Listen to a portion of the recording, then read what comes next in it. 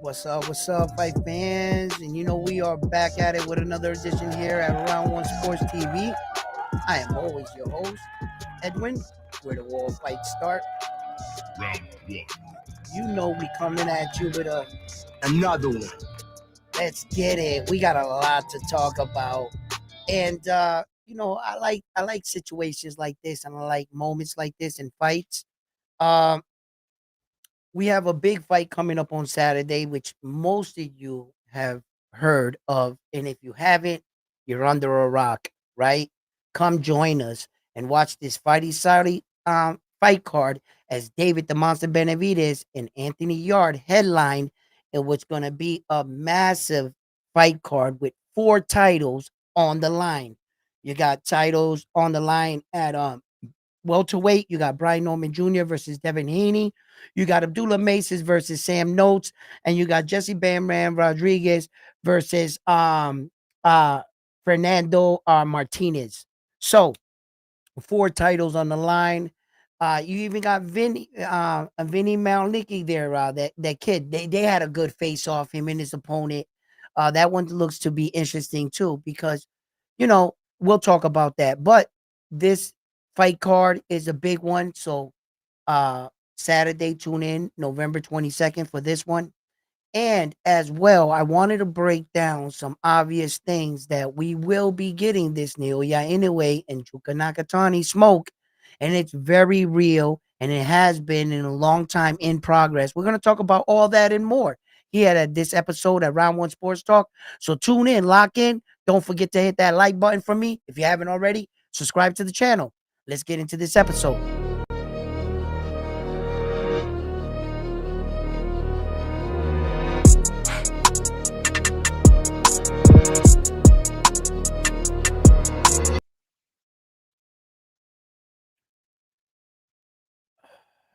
What's up, James? What it do? What it do? Thank you. Thank you for hitting that like button, brother. Yes, we have a lot to discuss and a lot to talk about. And First, let me get this Naoya Inoue and Junto Nakatoni situation out of the way, and which most of you have recognized that this is real smoke right here. This is a fight that is going to happen. It's going to be one of the biggest fights in Japan. And Naoya Inoue is a straight businessman, and it shows that he's not just uh, a hired gun. Okay, you have to pay attention to what's been going on and how we got here. Okay, because Junto Nagatoni and Rudy Hernandez, his trainer, have taken to social media and they have voiced their opinion about Naoya Inoue in recent years, giving Naoya Inoue a lot of praises. Okay. And even Rudy Hernandez 2 years ago has even went on and said Junto is not ready for the likes of Naoya Inoue. All of a sudden, ching ching, and the young man grows up a little bit and he says, "Yo, I think I'm ready." So here we go. How'd we get here? Let's take a trip down memory lane. Naoya Inoue was rising throughout the weight division, the 122-pound weight division. And what he did first was he beat the best right away. Many may say that what he did was on some, you can say that's on some great shit, right? Because you have to understand that when he made the weight jump, he not only jumped up in weight, but he vacated all his belts after winning the last one 30 days after obtaining all 4 belts to challenge Stephen Kubo Fulton, right? Okay. When he did that, okay, in the boxing world, we take what we call a tune-up fight to get acclimated to the division. What he did was he took an undefeated, unified world champion and he said, "I'll fight that guy first." That's what he did. See, they want you to overlook some of the things that Naoya Inoue actually did. Because when it comes down to men in this weight category, sometimes it's hard to, like look at them. They're little. But listen, they are fighters. They're warriors and they're fighting in their weight division respectfully, just like you're fighting in yours. What do you do against your opponent? What is he does against his opponent? And Naoya Inoue has made himself the cash cow in the bantamweight divisions like no one has ever done in boxing history. So much, in fact, that even another fighter on this card, Jesse Bam Rodriguez, got his eyes sight on what? The Naoya Inoue sweepstakes.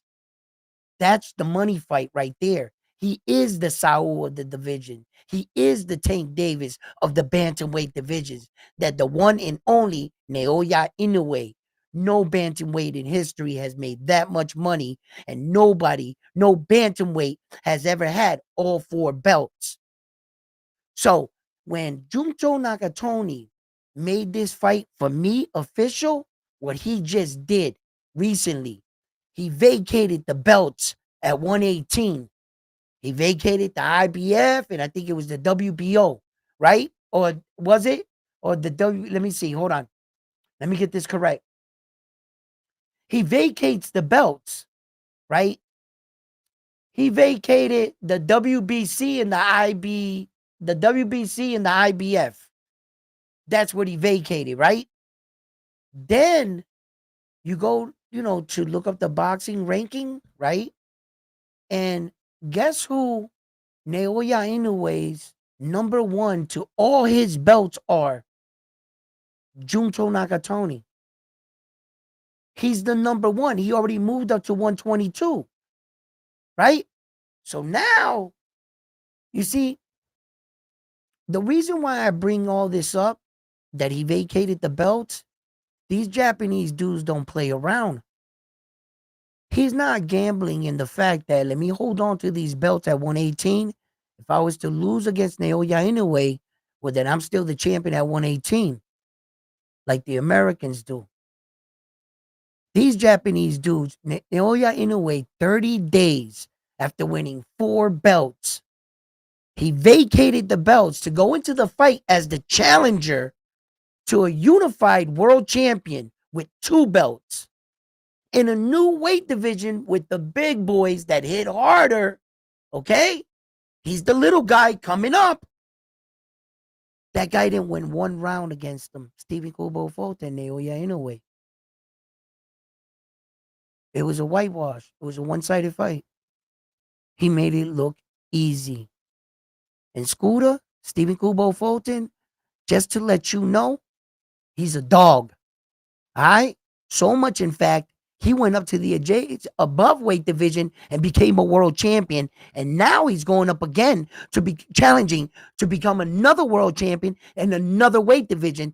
Speaks to the kind of fighter that he is, that he wiped down. Naoya Inoue. Then they were clues. You follow the breadcrumbs, right?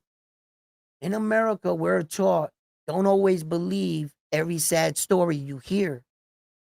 Don't believe every announced fight. They sometimes don't materialize. Just ask Teofimo Lopez.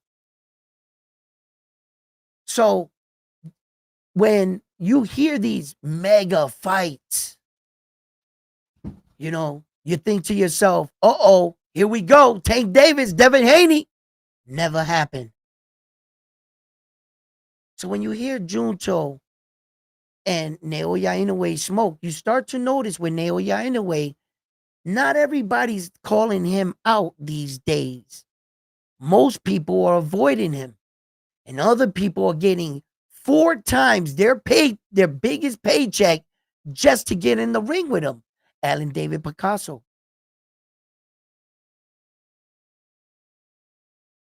Listen, they gotta give you something so afterwards those punches were worth it. That knockout is worth it. A few $1 million will take care of that. You know, it's the same equivalence of taking a risk on a world title fight. But this is your biggest payday by far. It's worth the risk. It's worth the heist. What if he's able to pull it off? One of the biggest upsets in boxing. If I ever see Alan David Picasso beat Naoya Inoue, knock him out, or I think that's how he's going to have to beat. I don't see him beating him on points. That I don't see. Upsetting him, stopping Naoya Inoue, dropping him, getting up and dropping him again or some shit, right? Not only would that be the biggest upset of boxing, and it would disrail everything, right? Because on deck right now is Junto Nakatani. Let's talk about it. Nakatani and Naoya Inoue were at a award ceremony where in Japan's tradition, they respect everybody's time because there's a time and place to do everything. And in Japan, they also value their family name. They understand that what they do in public jeopardizes their family name and disrespect and dishonor to them. So when Naoya Inoue walks out, he doesn't just walk out as a man. He walks out with the family name. And whatever he does, he carries it up here. So no, don't do no disrespectful moments like the guy in Japan that dropped the bouquet of flowers at Floyd Mayweather's feet in the arena, where a lot of Japan spectators on looking said he doesn't represent us. He doesn't speak for us. Japan was offended. They were like embarrassed behind a move like that. That dude had to be somebody. He had to be somebody. But I know he took a bad hit for that. Or maybe it was, I don't know. You know what I mean? But what I was saying is there is, with respect, with honor, like that, right? Okay. So they're at an award ceremony. And all of a sudden, Naoya Inoue stops in the award ceremony and then says to Junto, yo, I would like to fight you. And why does a man do that? Why does a man that has all 4 belts challenge a man that's in a lower weight division? What happened? Something had to poke Naoya Inoue. And it was those whispers in the streets in Japan that whispers through the alley, Junto Nakatani, the next new thing. No, he is the new thing. And how dare you put him over me when I led the way for Japan? And how quick they start to look for the new Junto. Naoya Inoue shares no titles. Don't you see? Whenever he's in a weight division, he takes it all. There is no other champion in a weight division that can live unless it's Naoya Inoue. He goes after them all. So if in the streets in Japan, the whispers are going through the streets, no, there's a new king in town. Naoya Inoue hears it. Who? This guy? He left Japan, went to the West to get training. Granted, okay, cool. But I stood here. Naoya Inoue. He stood loyal.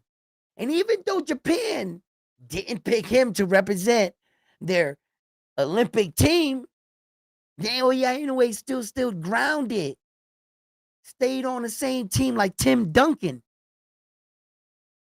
So this dude's out in the West training, left, and all of a sudden, he's better than me? How dare you? He shares nothing with no one. There's no interim belt with Naoya Inoue. There's no champion in recess. There is only me, number 1, Inoue. And I think that poked him enough that he stopped in a war ceremony and looked that dude in the face and said, "Hey, you, what's good? I want to fight." Yo, all he can do is smile. He was a little shocked. You seen Junto? He smiled. Yo, camera started flashing. Yeah, uh, that's him. That's Inoue.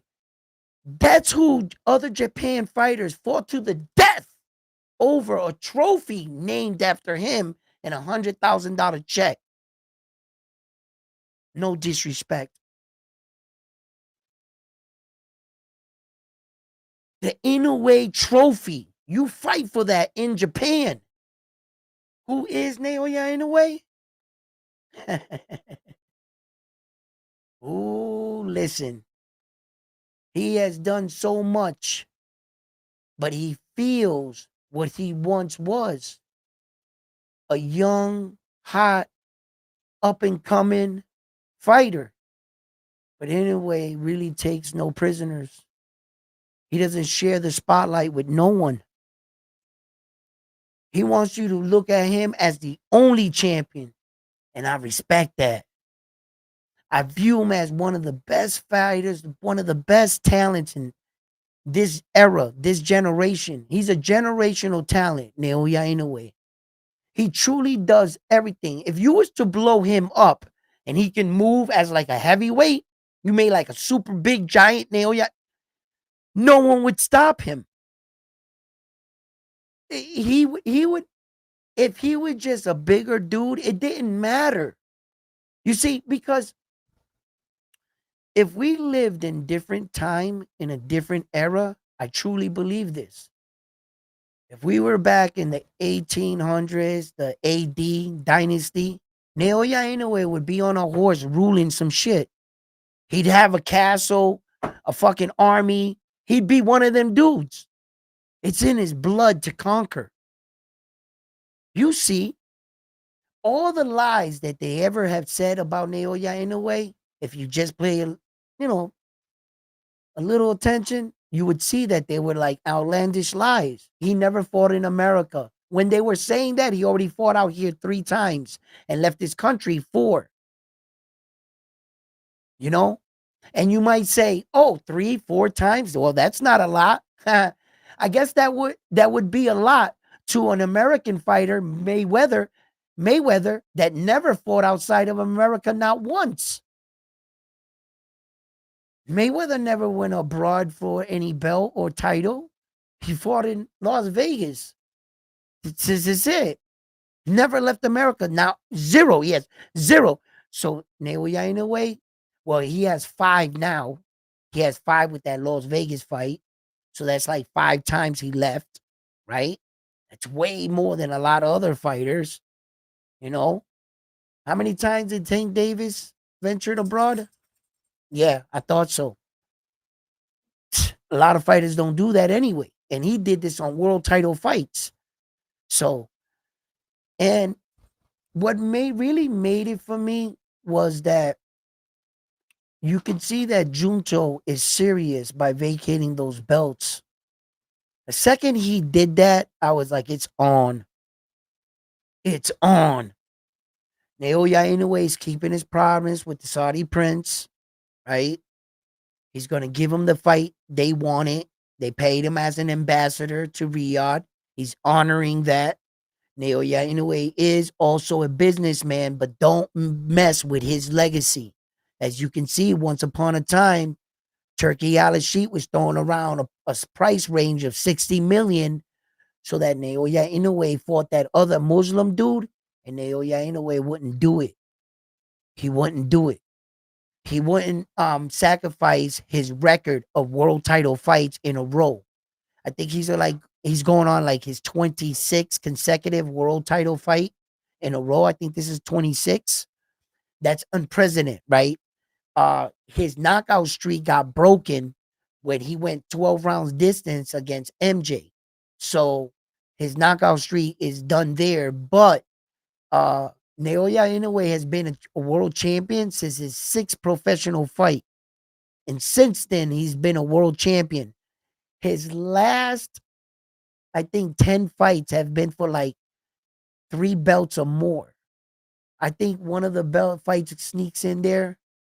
No, for 2 belts. It's been like 2 belts or more his last 10 fights. It's truly remarkable what Naoya Inoue is doing. For them to turn around and just shit on him and just say that Junto Nakatani is going to be the next guy to. There's another guy that's coming up. What his name is? Uh, uh, uh I'm going to trash his name right now. His name is like Mesquite. I'm going to trash it. But he doesn't have a really big record, but unfortunately, he's really old. So I don't even think he's gonna touch Naoya Inoue's accomplishments. He may be good, hot, flashy, but nah. I got my money on the kid that's fighting Naoya Inoue's kid brother. I got my money on that Japanese fighter. We'll talk about that some other time. But Junto right now, he's fighting Naoya Inoue. You better believe it.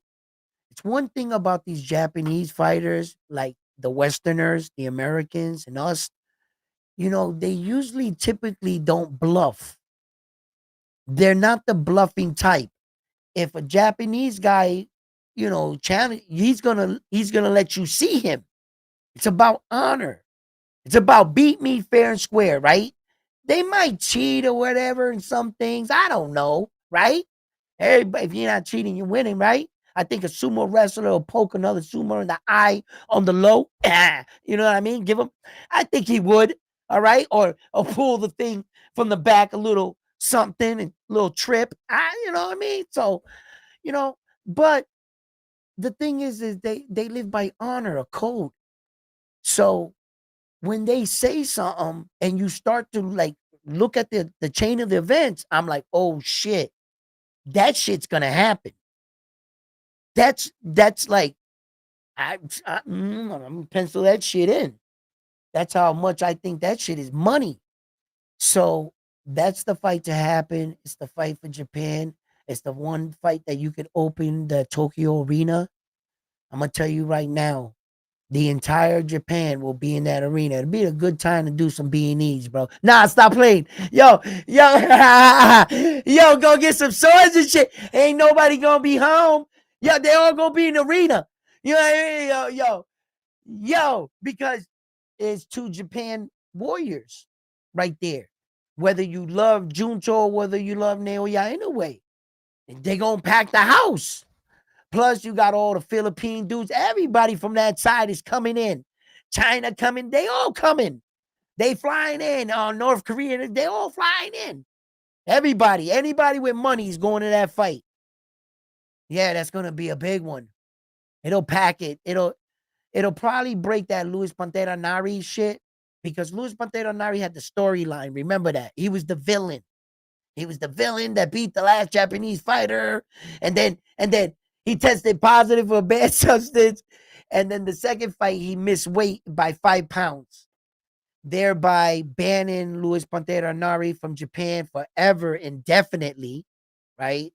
Naoya Inoue, his father, Shingo, they petitioned Japan's government to sanction the fight and allow his visa to work to come back to Japan because he was put it on a no ban all airports, everything. Like his picture, beep, beep, you see him with the glass. Yeah, that's Luis Pantera. Yo, hotline, you get a reward. They got him. He can't go to jail. So they had to lift it. Now, I say all of that to say this, that in that fight, it was a great moment.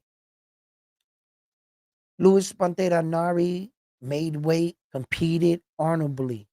And in an honor, fair and square matchup, he was able to drop Naoya Inoue in the Tokyo Arena under in the eyes of 54,000 Japanese fans. And in that moment, had you had a camera when Naoya Inoue went down, had it not been for those COVID masks, you would have seen a whole bunch of Japanese people like this. That's what you would have saw. In shock. Now, the way that man rised up off that floor. Naoya Inoue made the adjust. Now, speak of the shot. When he got hit with that shot, that shit should have knocked him out. He got hit flush by a knockout artist. I remind you, Luis Pantera Nari is known for one thing and one thing only: knockout, one punch, knockout power. Luis Pantera Nari hit Naoya Inoue. That was a walk-off home run. He hit him with everything he had, and he hit him flush. It was a shot. Dreams are made of that. He when he hit him, he knew he hit the lottery. He could just see it. Boom! Yo, Naoya Inoue spun around, and for a split second, I thought life left him. He fell face planted down on the mat. Boom! And bounced up. When he bounced up, he looked at the referee in with the sense of, how did I get here? And then he looked to the side, he saw, and the referee, 1, 2, right? And Naoya Inoue was looking at the ref like this, and he realized what just happened. A quick glance to the corner, back, and he looked at the ref. He didn't take his eyes off him, and he stood up. And from that moment on, Naoya Inoue was in a situation he had never experienced. For him to know what to do, he clinched one time. The other time, he used the referee as a small shield. A tenth of a second here, a tenth of a second here. Bought him enough time to clear his mind to find his way. He did what he had to do. He feinted, moved away, threw some shots, but was clearing his mind to what just happened in the Tokyo Arena. Naoya Inoue went back to his corner and came back out. You have to give Luis Pantera that round a 10-8 round. It's one of the first rounds Naoya Inoue lost since the Nonito Donaire fight 1, when he got his orbital bone in the second round. Okay? So Naoya Inoue was in a peculiar situation for a fighter to come out of that corner and to completely dominate. When I mean dominate, Luis Pantera Nari didn't win another second of that fight. In fact, he's so good that the punch that he hit him with, he never landed again. That speaks to the best, because Naoya Inoue knew what adjustment, he knew what he did wrong. It takes fighters, a good fighter, 3-4 rounds to figure shit that like that out. 5-6 rounds. You know, a good, like a real great one, it'll be like 1, 2, 3 rounds. They'll figure your tail out like that. But the elite fighters, they do it in the moment. You do too many things wrong in front of Nick up, he's gonna snap you. In the moment, he makes reads. Not all fighters can do timing. Not all fighters can be in the right position. Not all fighters got great balance. Not all fighters got twitch muscle movements. Not all fighters got speed. Not all fighters have power. Not all fighters have an IQ for fighting. Naoya Inoue is all that wrapped into one package. He truly is. When I judge a human, not Superman, when I judge a human and I bring him down to human standards, and I say to myself, compared to who? Compared to who looks like that? Who does it like that? And I mean punch from punch to punch, position to position to position, to the fewest times being hit, to the more effective in the pocket, slipping, bobbing punches, getting hit, and fighting, putting your opponents away. He's not knocked out 4 fighters now in his career. Everyone else, he knocked out. He's got true knockout one-punch power, and he has real stopping power. He could tear you up to the body. He can knock you up top. He got one of the best jabs in the game. He's got one of the best 1-2s in the game. His footwork is crazy. His first step is ridiculous. Listen, if anybody that says, okay, I think this guy can beat Naoya anyway, it would be, okay, your opinion, respectfully so. That's how I would take it. Because of the fact that the men that he's fighting are in the same era with him. They're active. They're with him in the above weight division and the lower ones, and all the divisions that Naoya Inoue came from. Bam Bam Rodriguez is down there. Bam Bam Rodriguez is about to fight for another belt. That would only be 3. Naoya Inoue, from the moment he beat Paul Butler, right here, that's when the clock starts to tick. He beats Paul Butler, right? Because he only has 3. He beats Paul Butler. Bingo. Naoya Inoue, you just acquired 4. You just became the 4. 30 days after that, he relinquishes all the belts. It takes him. Now he had 4 belts right there in that year. From that moment, it took him 1 year to get the other 4. It took him 6 months. A few months in between, of course, because of the training. But he fought Stephen Kubo Fulton. 6 months later, he fought Marlon Tapales. That's another 4 belts. He just got the 4 belts from Paul Butler. That's 8 belts in 1 year. That's just math. He got 4 belts in 6 months.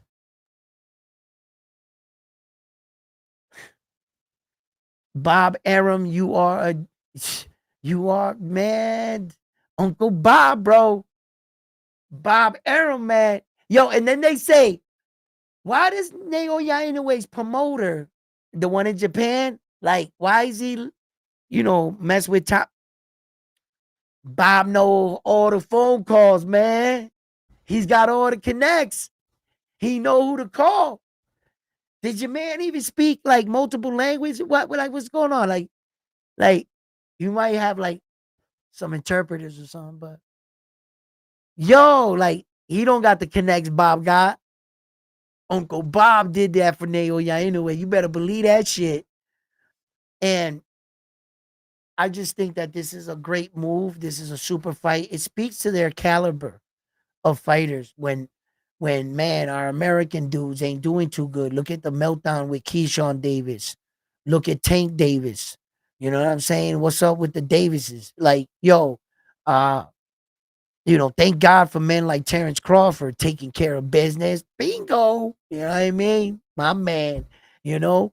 Um, but there's a lot of other Americans doing great. Abdullah Mason's about to try to take care of business and bring one home for us. Come on, Abdullah. You know what I mean? Um, but what I mean by that is we should have got Teofimo Lopez versus Tank Davis, man. We should have got Teofimo Lopez versus Devin the Dream Haney. We should have got Devin versus Tank. Yo, we had a beautiful era, man. It was all right there. It was all right there. These kids could have had some massive fucking legacy. Imagine all their names on each other's records, what their records would look like right now. Lomachenko, you throw everybody in there, even Shakur. You throw them in there, man. Shakur and fighting all of them too, going through the gauntlet. Oh man, they was great. They had great dancing partners. They had the Ryan Garcias, everything. It was all there for these kids to match up with the champions of the old, the Sugar Ray Leonards and everything. And they just opted out. They truly opted out. And then when we had our other rising stars, the twins, the Charlos,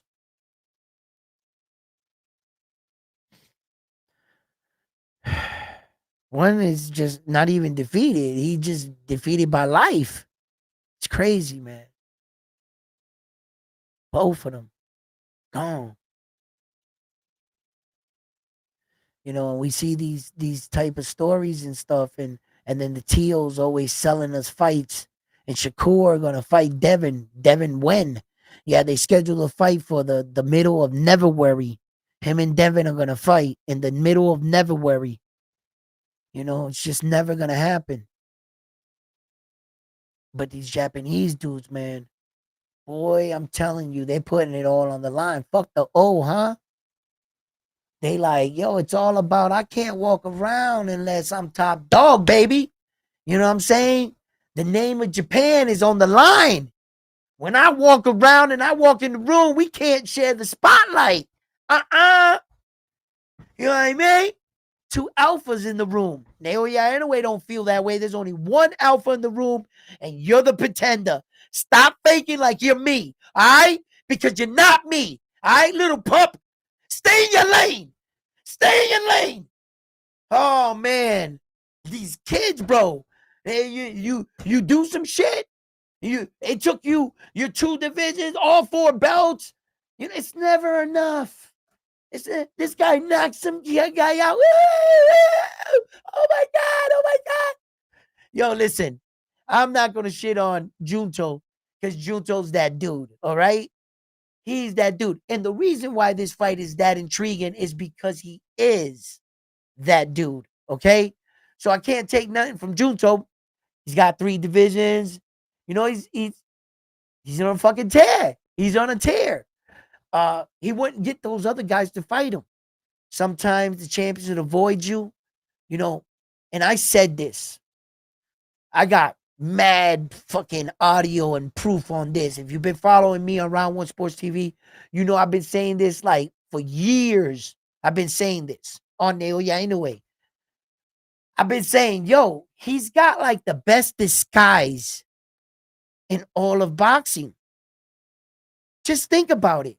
When they show you a picture of the guy, even when he was younger, when he was like 19, go look at a picture of Naoya Inoue, 19, 20, 21. Yo, he looked like uh he looked like a Japanese pop star. He looked like he looked like he was like in the little suit. He looked frail. And everybody would say yes. Hell yeah, I'll fight him. Yup. Uh-huh. Yo. Leading into the fight against Jamie McDonald was interviewed and he admitted this.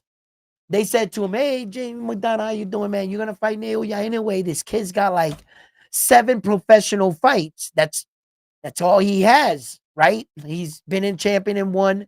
He got his belt in 6. And he's going to fight you in a new weight division on his 8th professional fight. He only has 7 fights. So Jamie McDonald, have you ever seen Naoya anyway? He said, no. He said, no. They showed me a picture of him and I said, yup. Right there. I was like, he had one of the best disguises. No one thought that from that little boy bandish, it was a killer behind that. That was a man that set you up. Yo, you look at this 5'5". Yo, listen. I would have got beat up. Imagine me and Naoya anyway in a movie theater and bumped into me, little what? Listen, you little Japanese guy. Look, I will. Before I roll up my sleeve. Sleep. Yo, listen. You be fooled. Right? Oh, that dude is. Man, and it's like I always said it. I said he had like one of the best disguises of all of boxing. Like guys were just saying, like Stephen Kubo Fulton was like, hell yeah. And yo, Stephen bought into that shit. Like everybody else in social media was blabbing about Naoya anyway, talking about he's a fraud, he's a phony, he's a fake, he's a hype job. Yo, that's all they were saying. Yo, when's the last time you heard anybody call Naoya anyway a hype job? Yo, that shit stopped. The way he punished, yo, thank all those dudes on social media.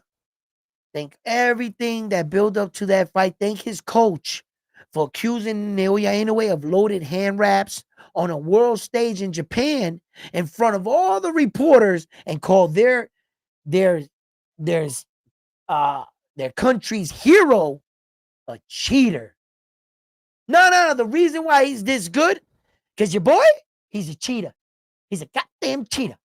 All right, and if he wraps his hands like this, he would lose. Now, in this situation, Naoya Inoue is not a cheater. He was wrapping his hands the way the Japanese Boxing Association allows you to wrap your hands. So in this moment, you've already signed the contract to fight me in Japan under these rules. No matter what you say on this stage, if Naoya Inoue wanted to stay on his ground, on his square, he says, we're fighting by Japan's rules. You may wrap your hands the exact same way, like I will, by the rules of Japan. But Stephen Kubo Fulton wanted no tape on skin. He wanted gauze. You know what, Naoya Inoue, real class, a showsman, a real class act. He didn't have to do this. He was in his legal rights to still go along with the fight. We're 1 day away from the fight. You think I got to change it because you say so? But Naoya Inoue chose to prove a point that it's not the hand wraps that's going to whoop your ass. It's these hands. I don't think the hand wraps make you that fast, make you make the decision to throw the punch, the when and the where, the combination, the footwork. I don't think the hand wraps do that for you. But according to his coach, they did. So what does Naoya Inoue do? Invites his coach in, says, how do you want me to wrap him? Show me. They said, wrap him like this. Boom, boom, boom. The way he wanted his hands wrapped, Naoya Inoue said, fine, wrap him that way. He went out there and did that job to him. He said, I don't got to cheat you to beat you. This is not about hand wraps, baby. This is God-given talent and hard work and dedication on top of it. Naoya Inoue, if you look up one of the most complete fighters in the dictionary, should have a picture of that man right there, because I tell you right now, I would really model my kids coming up to look after a fighter like that, because not only of the fighter that he is in the ring, but the kind of fighter that he is out of the ring. What he does on his spare time, how he gives back, how he's a father, a respectable citizen in Japan. You don't never see him on the news, drunk, miss weigh-in. He's fighting 3 times, 4 times a year. He's a real champion. He puts it all on the line. What fighter gives you an opportunity at 4 belts every time he fights? Every time he fights nowadays, his last 5 fights have been off of 4 belts. You know, so it's like he can change your life. And so much so that Bam Rodriguez and everybody else that's the who's who, north or south of the equator, want a piece of Naoya Inoue that speaks to the kind of fighter that man made himself. Imagine that. All this, we're talking about a bantamweight fighter. Look how his star power is so strong, how he bends the needle from the glamour divisions down to him. He has bent the needle from all. They're already talking him up with Tank Davis. This dude has done some shit. He made like, what was the numbers in 2024? What was it? $42 million, man. Come again? $42 million for a bantamweight fighter? What bantamweight fighter has made $42 million in 1 year? Go. Tell me. He fought, I think it was 4 times in that year. In the calendar year, it got into the 4th, I think it was. He was like the 6th fighter on the list. He was up there with heavyweights. He was on the list with Anthony Joshua, with the Jake Pauls. Naoya Inoue. His picture was up. Tank Davis' picture wasn't up there. No. Terrence Crawford. Hold up. Matter of fact, let's put the picture up. Whose picture was up there? Let's see. Uh, Here we go. Bam. We had Tyson Fury, Usyk, Canelo Alvarez, Joshua, and Jake Paul. And little ass Naoya Inoue for 2024, highest paid boxers in 2024. You mean to tell me that Naoya Inoue was up there with those big boys? He was up there. He's the sixth fighter that made the most money. $42 million, bro. Damn. Hey, yo. And you can't tell, right? He be in Japan, he a little thin ass chain, like, nothing flashy. He came out to Vegas and they Americanized him quick. He didn't even let him off the plane. They already had him in a fitted, like a hat. They had him in like in the gray jumpsuit. They had the watch, the bracelet on him. As much as Naoya anyway would allow, like, okay, you guys can blame me about subtle, something class, you know, kind of like those Kevin Hart bracelets and shit. They're worth a lot of money, but you be like, eh, miss me with some. I know they're expensive. I know them shits cost money. Yes, okay. But miss me with the design. Yeah, nah. You know, but it's classy, I guess. But yeah, Naoya in a way, man, brought him to America. They was gonna pimp him out like, put this on quick. They even had him with some glasses. I was like, Naoya in a way, you don't wear glasses. What the fuck is it? Yo, America's just to put some like Pradas on them and shit. I didn't see what the designer that did the name, but I'm pretty sure rich people recognized it and was like, oh shit, that's, they probably, and nothing was a mistake. When you're that high of a star, and you got to remember, like Naoya Inoue in Japan, he's like the fucking Beatles. Yo, mobs of fans. He can't just walk down the street like that.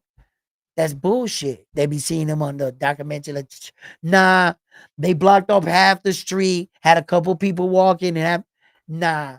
That dude goes in like black minivans in the back. They get out. He's too big. He's too big.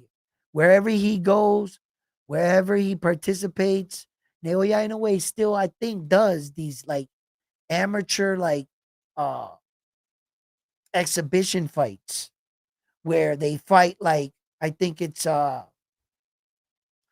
rounds with headgear and the last round or the last 2 rounds without headgear. I forget the way it goes in Japan. So they do fight with the headgear on, and then they take the headgear off and the guys, they go at it. And then Naoya in a way has been, from what I've heard, you know, from what I heard, he doesn't take no money from this.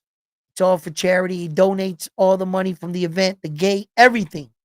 It's just for that, I guess the who's who or whatever now it's become. When he first started doing this, he appreciated if anybody showed up. Now Naoya in a way, it's kind of like the ticket in town type shit. The rich always, they're gonna take over, bro. And that's kind of what happened. Now if like you're like the mayor's son or in Japan or something, you can go watch him do this exhibition and hang out with Naoya in a way for a day or whatever. Well, however they do what they do over there, but now that even that is hard to get to because of the fighter he made himself. And then all of a sudden, like this dude comes along, Junto, and what? Naoya in a way supposed to like what? Okay, he's good. What? You really think he can beat me? Are you guys serious? Oh shit, there he is. Oh, Naoya, you vacated your belt. You're in my division now. You're the number one to all my belts. Now you got my attention. Now you got my attention. Yeah. Now you want to fight. Now Junto just literally went to the Inoue Castle on a horse by himself. He just got off the horse and he yelled up to the castle, Naoya Inoue! Face me! Yo, they went to Naoya. They patiently knocked on the door. He's in there like this. It's like the finest fucking wolf fur on him. Like what? Flocka, because it's a different time. It's a different time. Okay. Well, no, he maybe he only had the wife that he's married to right now, in a different time, in a different body, because their souls were always intertwined. It's always been her. Okay, she's right there, only woman in the room. Okay, and he wakes up and they're like, no, yeah. And he's like, what? There's someone out the gate yelling your name. What? Give me my goddamn armor, woman. Get up. What? Yo, he starts putting on the armor. Naoya anyway gets up, goes to the castle gate, looks down, and there is young Junto Nakatani with his little banner, sword and heat, and he got a little shield, and he's like, yo, come outside. Come outside. Yo, the audacity. You came to my castle and woke me up.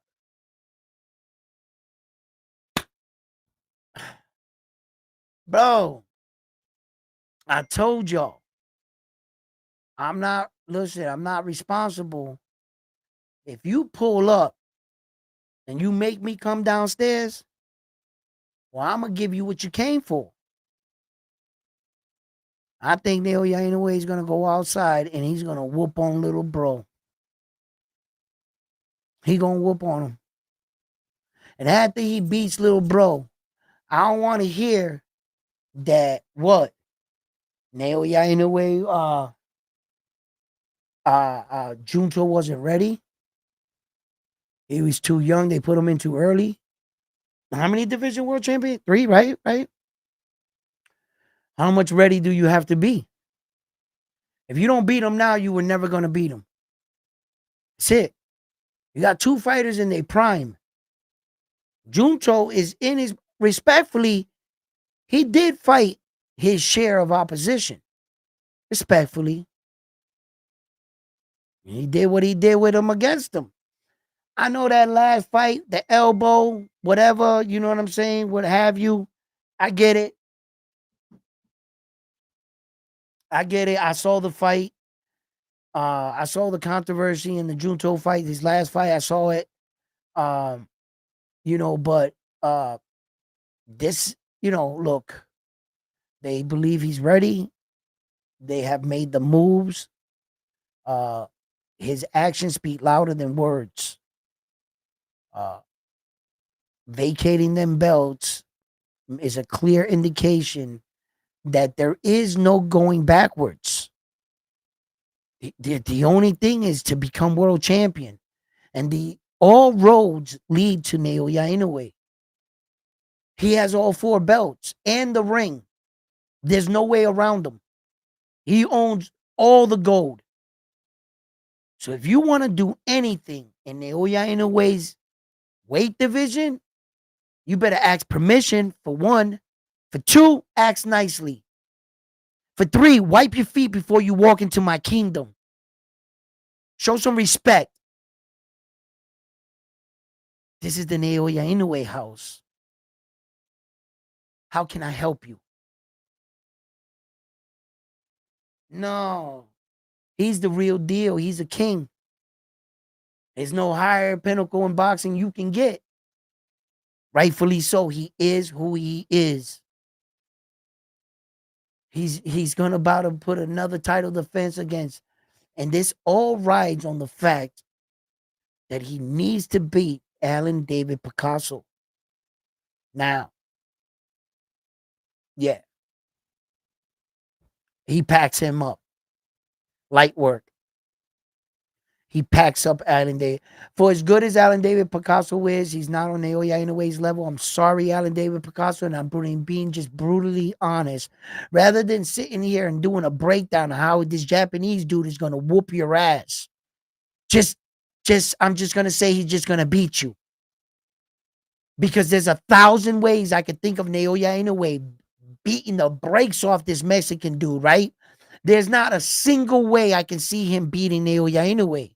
So I'm just going to get right to the point. I'm not going to sugarcoat it. Alan David Picasso, you going night. And I mean NyQuil. Listen, you got to understand, they're taking off the leash on you. He did what he needed to do in that MJ fight. Stay disciplined, stay the course, do the game plan, stay focused. He did it. He did it. He proved he can do it. Now back to your regularly scheduled program. Knockouts. Bro, he's about to give you that oh wow moment, that oh shit. That's what you're gonna see. He's gonna lay him the bro. I'm trying to tell you. Naoya Inoue is a different, he's the Tom Brady of boxing. It's what he is. That oh nice, oh shucks. You want to fight me for my belt? Okay. Bro, everybody talks about it. His demeanor, his character, his aura, it all changes in the ring. They meet him outside on the press conference. They look at him, and he don't look like much. Oh, you're done. The minute they in the ring with him, Paul Butler described it the best. I respect his honesty, Paul Butler, because he really spoke about his experience and didn't let the machismo of the sport and boxing stop him from basically alerting the world. Had it not been for boxers like that are brutally honest in what in fact we need to give us information, and that like, is this guy the real deal? Is he listen, a lot of people were skeptical. 5'5" Japanese dude. Come on, man. How many times have we seen the story? Those guys from that side of the pond, they do good over there, but when they not the same. You seen how Lomachenko packed up that Japanese dude, Nakatani, packed him up, right? They always get to a certain level, but never really sustain or can hold that pinnacle of a kind of champion. They usually take the belt and hide it over there. They don't choose to fight. They fight a lot of Mexicans, and in the bantamweight division, that's where all the money is at, actually, in Japan. Recent years, the reason why that is so is because of a fighter like Naoya Inoue. So, like, look, he's just breaking so many records. Naoya Inoue, when it's all said and done, is truly going to be frightening for any man, and I mean any man, to come up to do what exactly he did, unless you had a major helping hand like Saul Canelo Alvarez and Terrence Crawford, where Saul is the one that did all the heavy lifting. He had all 4 belts. Terrence Crawford only had to fight one guy to accomplish 3 divisions, all 4 belts. That Naoya Inoue would need someone else to go up there and get all 4 belts and then foolishly challenge him. Give him the opportunity to have legendary status. But not you? Who would do that? And Saul thought he can beat Terrence Crawford, and Terrence Crawford outsmarted him. And he pulled up one of the biggest upsets in boxing. And by doing so, it allowed Terrence Crawford to be in the Hall of Fame for 3 division, all 4 belts in a 4-belt era. Naoya Inoue would have to go up into the next weight division and get every belt individually, because there's no champion that's even unified at 126. They don't even want to fight each other. Everybody, and I mean everybody, is waiting for that Japanese dude. So how the hell is he not him? When we say a man that can bend the needle, change the sport, change your life in a fight, give you the most to offer by accomplishing some of the best achievements the sport has ever seen. Oh, meanwhile, stay undefeated while you do all of this and jump up 4 weight divisions and have belts in all 4.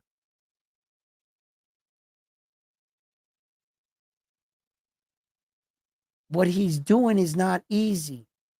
And if it was easy, Junto, why haven't you done it? Hey, Ben Rodriguez, why haven't you done it? What's taking you so long? If Naoya Inoue in only his 6th professional fight was already a world champion. In his 8th professional fight, he was a 2-division world champion. What's taking you guys so long?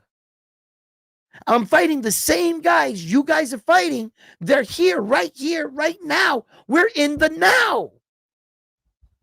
Go.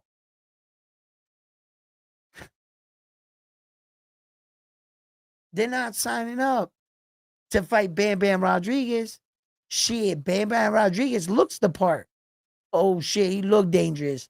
Look, you see how he fighting? Nope, I don't want to fight him. But Naoya Inoue, I'm telling you in the beginning, that bitch, yeah, I'll fight that dude. Sign me up. That Japanese dude is going down. Walked off with your belt like you don't even know what the hell happened. My God. Hernandez was shocked. He was shocked.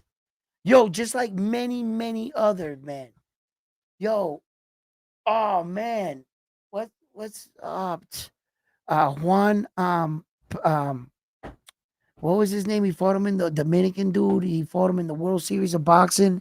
He lasted like 70 seconds with Naoya Inoue. He moved Juan but Pablo, well, I forget his freaking name there. Yo, Naoya Inoue ended him.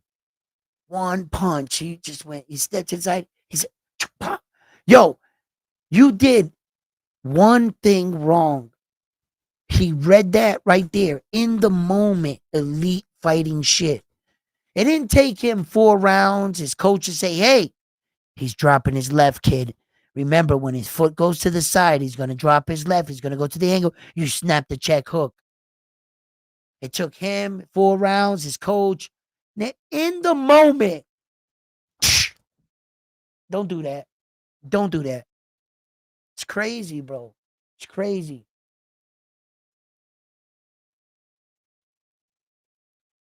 Nakatani's gonna beat that ass? You think so? Yo, why Bill trying to wrestle Norman?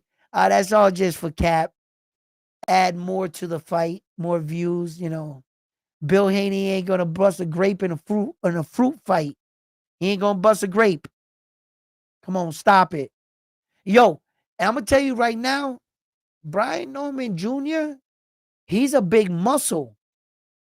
That I don't know if you can tell. Well, listen, we was in the gym and I grabbed him like this. I went like this, right? And I'm a nice sized dude. And I grabbed him like this. I was like, damn. Yo, his traps, his shoulder, everything. He was just like a big muscle from his forearms. I was like, he's country solid. I was like, damn. That's like them country solid boys. Like, they like strong for no reason. He like that. So Bill Haney need to sit the fuck down. I don't give a hell what prison, what fraud, check scandal he was in that he got sentenced for. I don't care.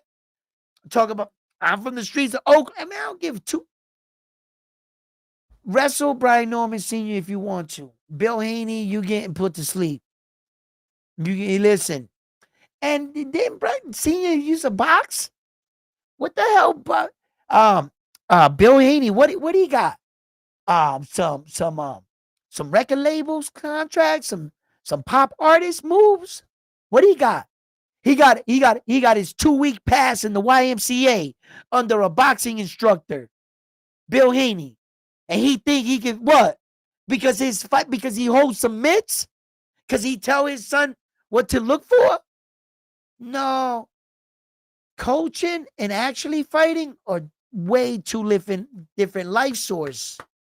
Just because you can know what to do, don't mean that you can move. Hell no. Brian Norman Sr. could actually fight. He'll fold Bill Haney up, and he knows that. He'll fold him up just on pure strength. I got Senior Brian Norman Sr. Hell yeah. Now, as their sons in the fight, I don't know, man. I like Brian Norman Jr.'s grit. I like his toughness, his mental. He doesn't quit on himself. He's never out of the fight. He's been in with some kind of crafty speed fighters, kind of, good, decent fighters.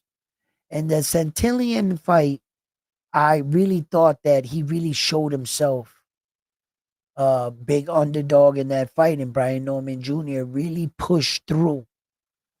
And he made him change his fighting style and what he was doing throughout the rounds. When you can take the fight right out of the fighter, that's saying something, especially a Mexican fighter. I actually saw Brian Norman Jr. out Mexican the Mexican. It was pretty incredible to watch. The brutal knockout at the end, the way he hit him and his body toward it. The Mexican, he fell back, Centillion, and Brian Norman Jr. followed them down. And it was a really big moment for him, not only as a boxer, but as a warrior, a man, a guy that can get pushed to the limit and persevere. And he never doubted himself. His confidence is through the roof. Him going into this Devin Haney fight, Devin Haney being more flamboyant, the Floyd Mayweathers of the sport, American fighters, so to speak. Well, there's different kind of American fighters. There's the Dula Masons and the Brian Norman Juniors of the world, aren't they? Great fighters too. Okay, then you don't always have to have a big gold chain to sell tickets. Use these. We don't know Naoya anyway because he talks trash because of these. You see? So, Brian Norman Jr., through all Devin Haney's antics, clothes, jewelry, glasses, whatever, Brian Norman Jr. is keeping it real 100. Real class, no lineup, straight barbaric. This is what you're going to get. Raw, the uncut. Brian Norman Jr. I came here for a fight. I didn't come here to motherfucking walk down a runway and do a fashion shoot with you. Or talk about whose diamonds is shining more, whose pinky ring is. I didn't come here for all that. I came here to bust your ass. That's it. That's his approach. That's one way. Devin Haney understands that we are in the fight business, the blood game, but there's also promotion. There's also part entertainment. There's also market value. And Devin Haney chooses the lamplight. It's a risky bet because the lights are always on you, but sometimes they're made for these kind of moments, and Devin Haney welcomes it. So this is what he's asking for. He wants the spotlight. He wants the flamboyant. He wants to shine in the bling bling. He wants it all. And he wants to be the man. And the only way to do that is to do risky moves like this. This fight right here for Devin the Dream Dollar Haney is a big fight in many ways. It speaks to his pedigree and his character when he's coming off his last performance not being the best of and highly criticized. But nevertheless, he won. He took care of his end of the deal when other people could not. Ryan Garcia. So Deb Dollar Deb Haney, right? Listen, you know what he does on his next very move? He challenges Brian Norman Jr. for that WBO strap at 147 pounds. Rightfully so, Las Vegas should have Devin Haney the underdog. Why? Because he's never fought in this weight division, and rightfully so. You are the champion. So let's give it to you. But being the underdog or the favorite in Las Vegas doesn't win you the fight. What wins you the fight is skills. Let's break that down. Devin Haney, man, listen. There's a lot of different ways I can see this fight, but let me view it this way. It is not the only way. I would view one side for Brian Norman Jr. and one side for Devin Haney, and I would present them both to you. You might have your own view and your own side. I would love to hear it. You can even put it in the comments down low. But don't forget to hit that like. Now, Devin, man, listen. There isn't a version of this fight right here. Devin can control Brian Norman Jr. Unfortunately, yes. I'm trying to tell you guys. I know what I see in Devin. I know what I've always seen. He was a fighter that had a lot of fights, but not a lot of quality fights. He was fast tracked early and had a lot of early success.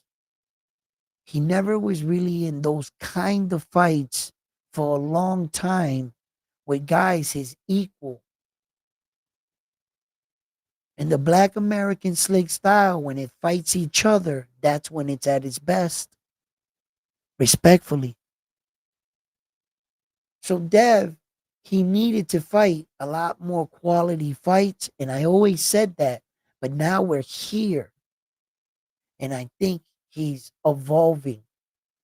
With all this experience, with the Devin Haney, it's just going to make him that much more of a fighter. He needs to embrace the fighter that he is and believe in the fighter that he is, Devin Haney. Devin Haney, there is a version in this fight that he can control Brian Norman Jr. Brian Norman Jr. is going to be a tad bit too slow. You're going to see where the night it reveals to you that there's levels to this. And just because Devin Haney's coming up from the lower weight division to the higher one, we've seen where the lower guy came in and dominate. Hamza Sharif, Edgar Berlanga, just to name a recent one. So the weight advantage, they always said David was a weight bully. I don't think it's a problem for him to make this weight and to match up bigger, even in fact, than Brian Norman Jr.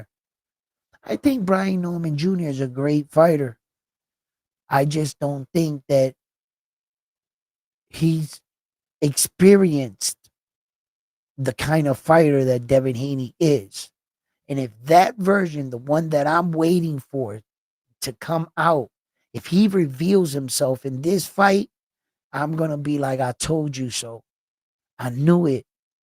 I knew it. I knew it. But if Dev goes inwards and he's like a deer in headlights and the stage gets too big, and it's true what they say, he's a damaged fighter, it's going to be a very long night for Devin Haney. And that's a version where I see that Brian Norman Jr. comes in and he beats the fighter out of Devin Haney. And no account to the, like, oh, that's just no. Brian Norman Jr. would have to do that shit. And if he can do that to Devin Haney, well, that should speak to what kind of fighter he is. He was the better mindset fighter. He had the better confidence. He had the better game plan. He got to him, And by all accounts, that would mean that Brian Norman Jr. proved that maybe he hasn't fought all the big names yet, but he hasn't had that opportunity. He's still young in his career. His big name, his big moment is right now. And it's you, Devin Haney. Your scalp if Brian Norman Jr. is to beat Devin Haney, that scalp is a big one. Remember, Devin Haney is the one that they said was one of the four horsemen, not Brian Norman Jr. Where'd he come from? Ooh, we're gonna have to knock down Mount Rushmore and put up some new faces, are we? There's a lot at stake in this card right here. If Yard was to beat David the Monster Benavidez, David the Monster Benavidez, they looking extra skinny. Cocaine is a hell of a drug. He's looking real skinny. And I'm not liking it. No, he's a fat boy that always worked out and turned to boxing to lose weight. We don't expect him to have abs. I don't expect his cheekbones to be sunk in. He hasn't been in this weight division that long. For him to look like that, he's never looked like that in the other weight divisions. Like that? I'm a little concerned.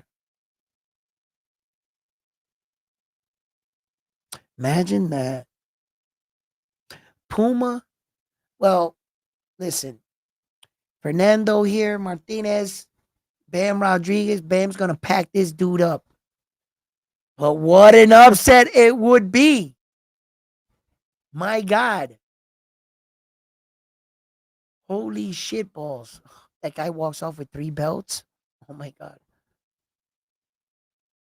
You'll never see him again.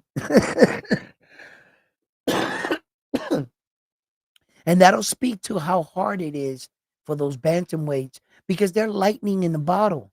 They're truly knocking one of each other off all the time. And that's why I like watching those lower weight divisions because at least I know I'm going to watch some action. Not a lot of knockouts down there, but Naoya Inoue, Bam Rodriguez, and Junto Nakatani is bringing a lot of power back to those kind of divisions now, aren't they? You know? So we're going to see, you know, and this card right now with Devin Haney and you know that I was going back and I was looking at the card and I was quickly reminded this is the card that the Subriel Matias and Dalton Smith was supposed to be on, where that Subriel Matias and Fresh Production, right, opted out and didn't agree to the terms of the what they were paying out. You know, I think they were actually offering Dalton Smith more money than they were offering Subriel. What a smack in the face, right? And they said, nah, we'll go to a purse bid.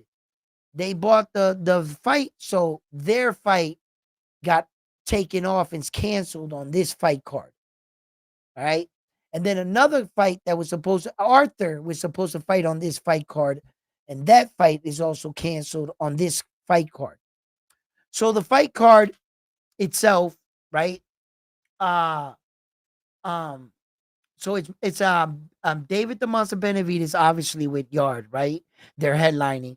And then you got the Brian Norman Jr. with Devin Haney. They're the co-main event. And then the third fight is gonna have Abdullah Mason with Sam Notes, right? And then you're gonna have Jesse Bam Rodriguez against Fernando Martinez, you know, and that those are the 4 belts, and that's the main card. It's a pretty decent card right there. You know, I like that shit.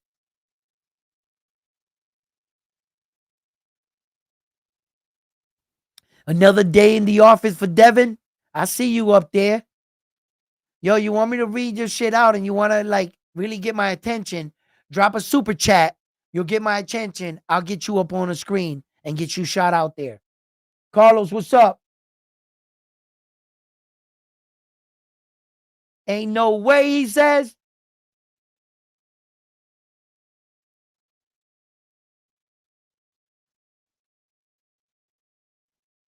He didn't show no evolution in the Jose Ramirez fight. Well, yeah, he didn't, but like I said, right? And previous, right? Okay, check it out. All right.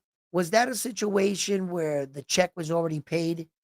They already told him, yo, check it out, right? Uh here, this is not the fight we want you in. The Saudi prince was paying a big bag for that Ryan smoke.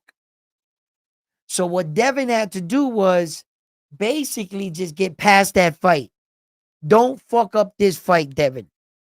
So he went in there, did what he had to do, got his check, and Ryan got beat up by Rolly Romero.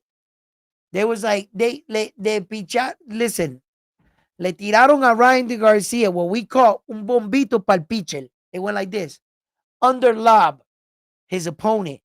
They hand cherry picked Rolly and was like, Ryan, go beat up Rolly, rock him, sock him, right up your alley. And what? Oddsmaker knew that Devin would beat Jose Ramirez. That the best of Jose Ramirez, they believe, was behind him. And if you can get a third of Devin Haney to show up, he would beat Jose Ramirez. Let's not forget that no one really thought Jose Ramirez was going to beat Devin Haney. No. So, but it's the way that Devin did it. It was real distasteful. It didn't really increase his stock or really like make people feel like comfortable and Dev's back. Did you see how the fuck he beat Rose? Nah, everybody was like stuck like making excuses for him. No, he did this. No, he did no. But it was a good mass class performance because now shut the fuck up. This motherfucker ran the entire goddamn fight. This is prize fighting, professional fighting. You need to score points. And that's by offense, punches landed, not by evading and running. So let's call it what it is. Okay, Dev, you did what you needed, and that's all you needed to do to beat a Jose Ramirez. Well, apparently it didn't take much because the judges awarded you the fight, and and according to the fans, you didn't do shit. So doing shit is enough to beat Jose Ramirez. That's what you're saying. That's all Devin had to do. I don't have to do shit to beat you. And I'll beat you. Well, damn it, if he didn't just do that. Shit. So, if Devin Haney just rocked everyone to sleep, and he just mind fucked the world. The last thing you saw on him was the Jose Ramirez, and then he comes out and just wipes down Brian Norman Jr.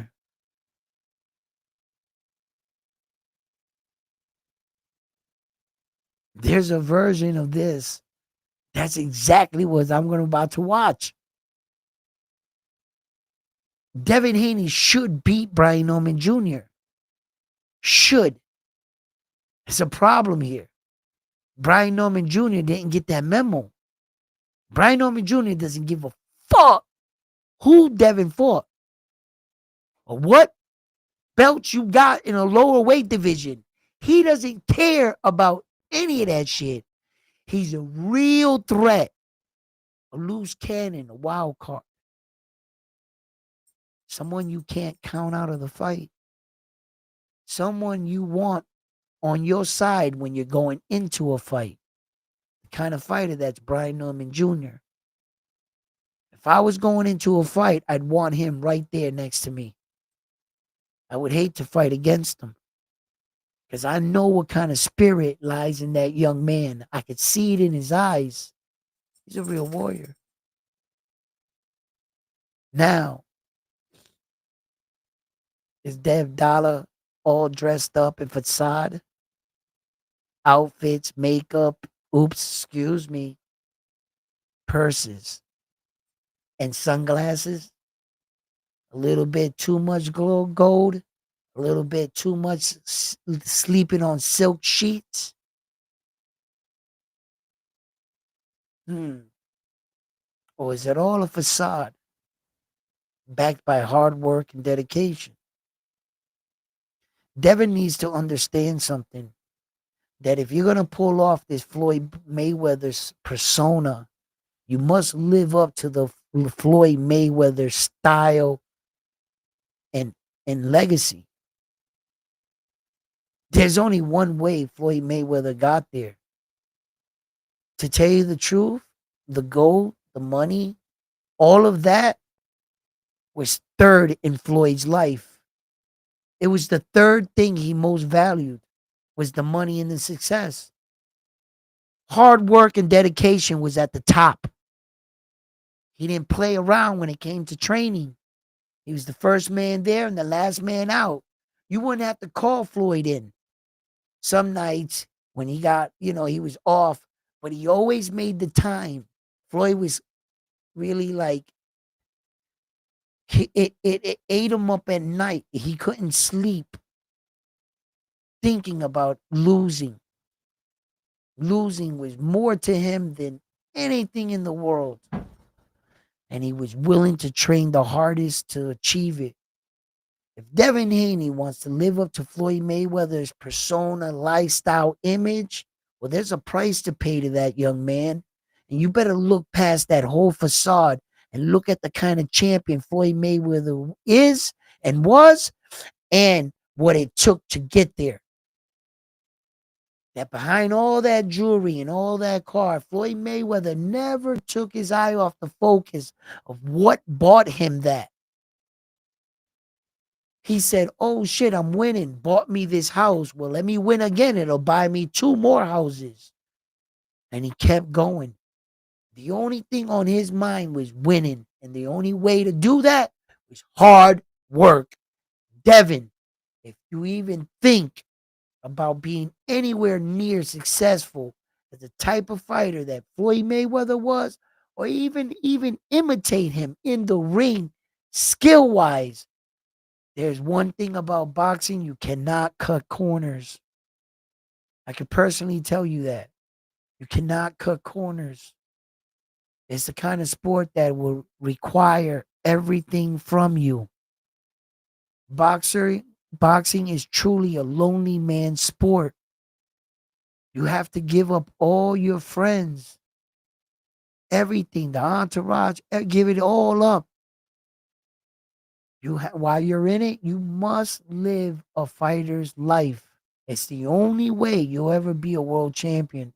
If you fuck around and you half-ass shit, somehow if you're a winner, you'll come out a winner, but you'll lose. And you'll know deep down inside, you didn't give it your best. That your best effort of you would have won. And that's the only thing that Floyd wanted. And that's the only thing that Floyd would he didn't compromise. He didn't play around when it came to training. So Dev, it's much more than just a few phrases out of your mouth, a few jewelries or pocket watches or a brand new car. If you think you're going to imitate Floyd Mayweather, you better copy the right version of him and pay attention to what made him that king. It wasn't a Rolex watch, baby. You better get to work. Your day's about to come. We're a couple days out from the fight on the 22nd. And soon, Brian Norman Jr. and Devin Haney will be standing face to face across from each other as foes. And one of what I believe is going to be one of the biggest showdowns we've had in recent since Terrence Crawford and Saul Canelo Alvarez. I really think that they're stealing this fight right now when it comes to like the buzz. David the Monster Benavidez and Yard, respectfully so, they're getting their buzz. But this fight right here, Abdullah Mason too is getting a nice little buzz. And can you believe that Jesse Bam Rodriguez is on this card? That should just tell you it all. But yet, let these fools in the boxing world tell you Dev Dollars doesn't sell. He's not interesting. Yeah, right. Yeah, right. Dev, you know what I'm saying? You know what you got here? Two good dancing partners. Two good dancing partners. You got your equal. Might not be in styles, of course not, right? But Brian Norman Jr. is on fire right now. He got like 3 knockout streak and shit. And Dev is doing a little damage control from the fighter he once was. Undisputed. But I know Dev has fought strong guys. And he's handled them well. Regis Progress. I know that he's handled strong, you know, I fear that he's gonna be able to control Brian Norman Jr. Yeah. Uh I told Senior that I think it's gonna come down to his son's grit and determination and whether or not he can push forward through Devin Haney. There may be a version in this fight where that Brian Norman Jr. is down on the cards going into the later rounds. And he's gonna have to sell out and take chances. I think in those moments he's gonna have good success. Whether or not he can get to Devin Haney, that would have to see. I see Devin Haney giving Brian Norman Jr. a lot of problems. Brian Norman Jr., you know, he's gonna be tough. He's gonna be durable. But Devin's gonna outclass him for a little while. Then Brian's gonna catch up to him. At some point, Dev will start to slow down. He'll start to take a little bit chance. He'll start to like use his legs. The crowd is gonna start to boo, and Devin's gonna try to like big boy him. In those sequence, Brian Norman Jr. can have success. Whether or not he does have success and how Devin takes his punch, that I gotta see. Now, if like let's say Brian Norman Jr. is hitting Devin and Devin's like every punch he's like wobbling or like moving, and you can obviously see his punch is real heavy, then I'm like, oh shit, Dev's in trouble. But now, like, if you see him take his punch, like I took OC the boss's punch, like pow, like that ain't shit. You can walk through it, then Brian's in trouble. Brian's in trouble. You know what I'm saying? So, see, those are certain things I won't know until I see them in with each other. How heavy is Brian's punch to Devin, and can he catch up to Devin? Devin still has one of the nastiest jabs in all of boxing. It's nasty. So, uh, I would like to see what Brian Norman Jr. and his team came up with a game plan to try to, really push Devin back. I think that Devin is that's his weakest attribute. Devin can counterpunch well. He can fight off the back foot. He can fight going forward. He can fight going to the right. Devin's got good lateral movement. He understands some things. For the most part, you can say that Devin's been battle tested. He's been knocked down multiple times in the Ryan Garcia fight. He showed no signs of wanting to quit in that fight. He kept getting up. So, if he gets in trouble in the Brian Norman Jr. fight, I still don't count him out until Brian Norman Jr. puts him out. Um, so, this fight is very interesting in many, many, many different ways. And I'd like to see what you guys have to say about it. Who do you think is going to win in this fight? Who do you think is going to win in the Anthony Yard fight with David the Monster Benavidez? I know the consensus does have David the Monster Benavidez, like I do. I got David the Monster Benavidez in the fight, of course.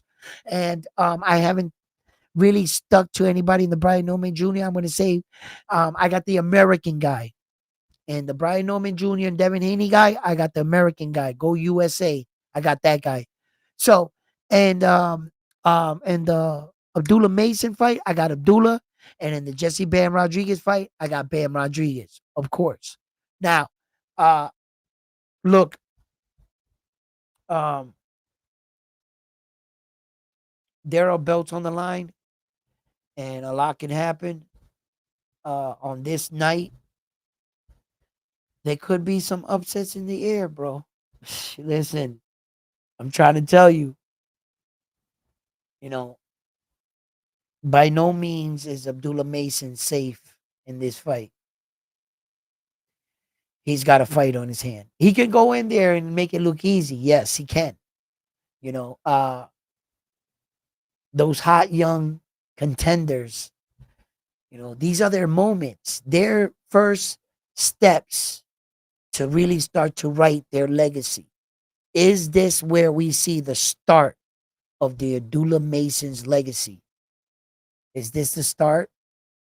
Is this, you know what I'm saying, that fight that catapults them to more world titles and multiple divisions? And when you look back, this is where it all started. This was his first world title, you know?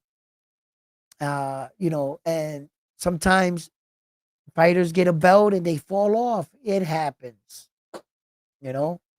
But sometimes you have to ask yourself those questions because, I never knew that Naoya in a way was going to be that kind of champion, and now I can't even buy his fucking trading card or poster without it being $2,000. And you know what I'm saying? Authentic wear is like $5,000 and for the shit that I want, you know.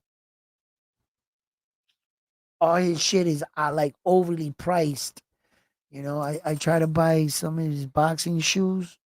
They want like 12 grand and shit. Yo, it's crazy, bro. Yo, his stuff doesn't sell for cheap, man. He got like one of his boxing cards. That shit's like 1,500. It's like $2,000 now. Shit's ridiculous. I didn't know he was gonna be that dude, man, like that. I should have bought everything. Ah, I didn't know Tom Brady was gonna win 7. I don't even want to tell you guys the story. I still got those Tom Brady cards there. You know what I mean? We could give out those replicas and shit. They're pretty cool to have and shit. But the real deal is way better, ain't it? I don't even want to tell you guys the story. But anyway, fight fans, listen.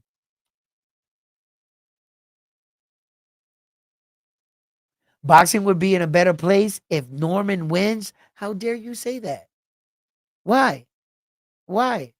You don't Devin Haney can't win? Why? I tell you what, Devin Haney would go after those other belts faster because once you become undisputed, there's nothing else you would settle for.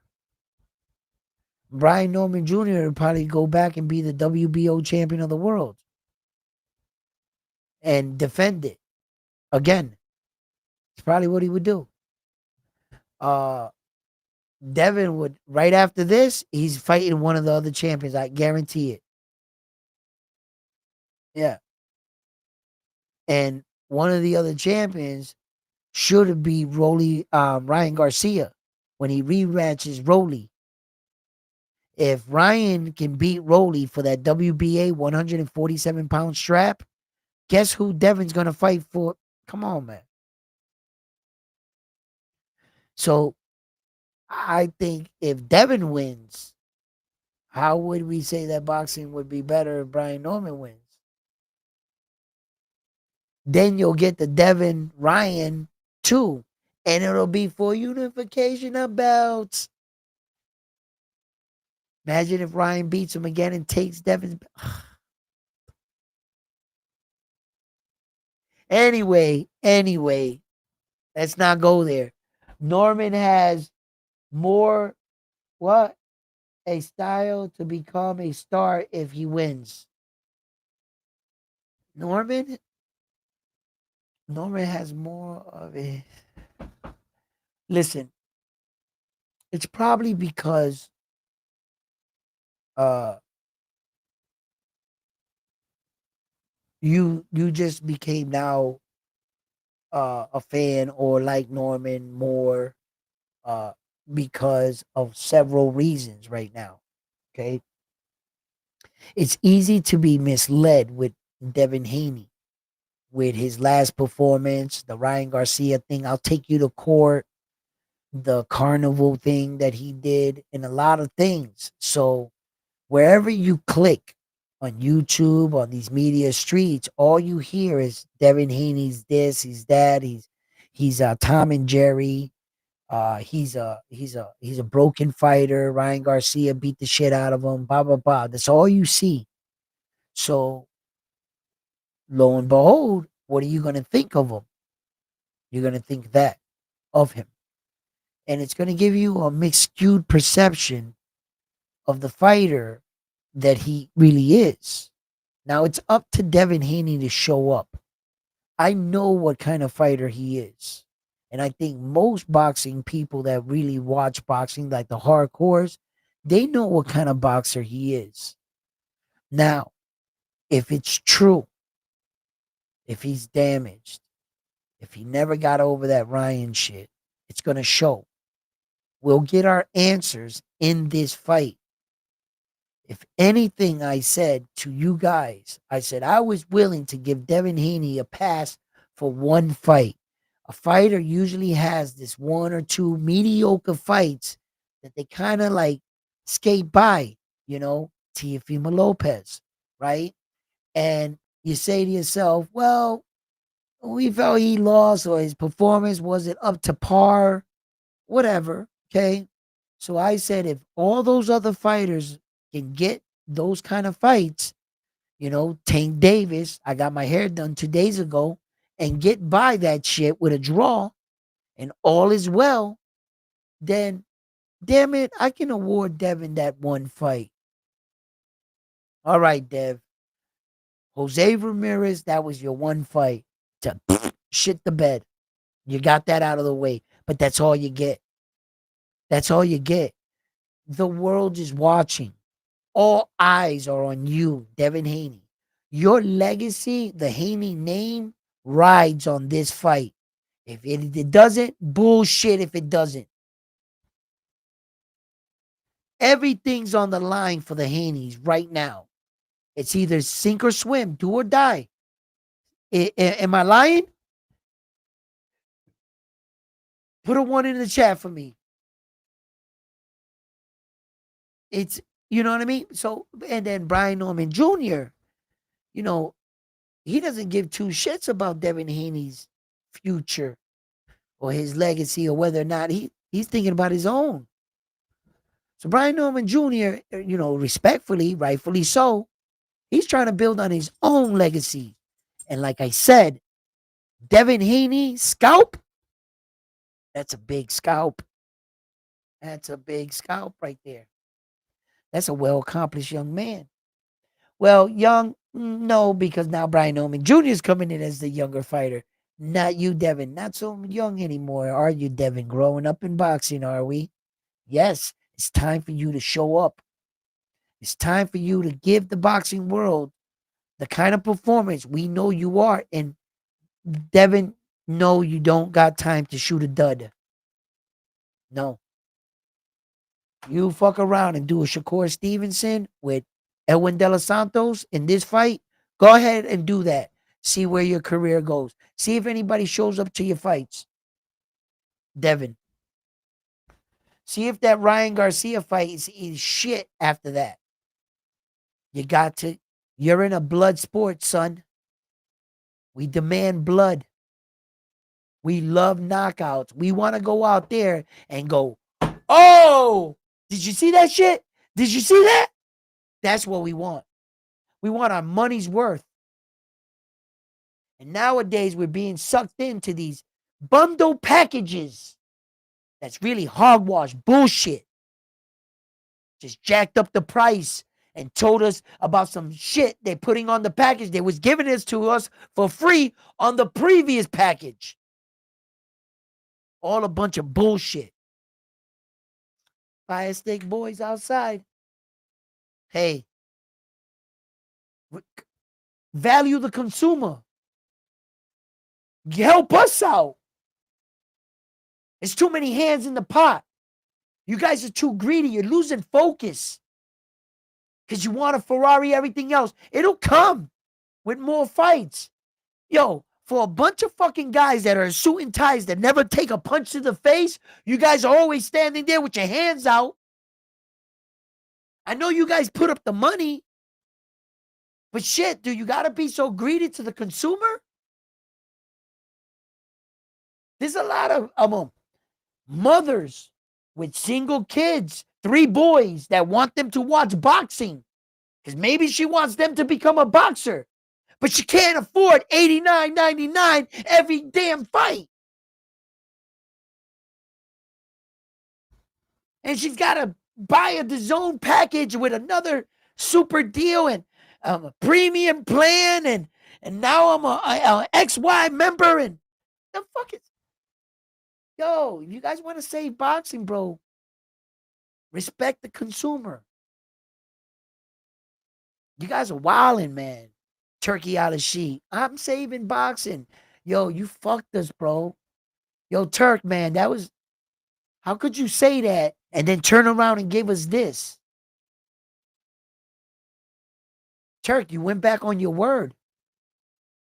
If you couldn't deliver, then don't say it. If you want people to respect you and you want people not to this and that, how dare you say an American slander to me? Well, then how dare you get up here and lie to all us Americans? What's goose for the geese is goose for the gander. You want to ask for respect, demand respect, but disrespect? We heard what you said. I'm ending pay-per-view. I'm the savior of boxing. Motherfucker, if you didn't raise the price. It's truly crazy, man. Anyway, fight fans, love you guys. See you guys in fight night. Probably make a video in between. Hope you guys love the video, the content. Please, it's fire. Give me a thumbs up. You know what I'm saying? Because you guys already know. The champ is here! The champ is here! Listen, love yourselves. Have a great night. And I can't wait for this fight card to kick off, man. I'm gonna do a live watch party. So join me here around One Sports Talk. We'll kick off the fight here, and I'll call the fights play by play, fight by fight. So fight fans, I'm on to the next one after this one here at Round One Sports Talk. Don't forget to give the videos a like. If you haven't already, subscribe to the channel. I encourage you to be a Round One Sports Talk member, and have a good night.